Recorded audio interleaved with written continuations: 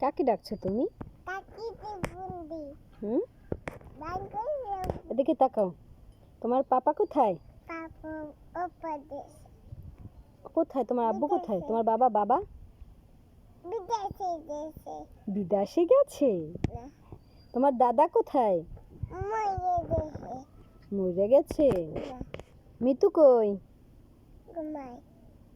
মাহাতি কোথায়? ওপার গেছে।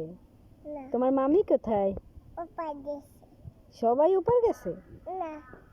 তাহলে তুমি কি করতেছো? তুমি কি করো? মামি তাকাও। এই যে ময়না, তুমি কি করো?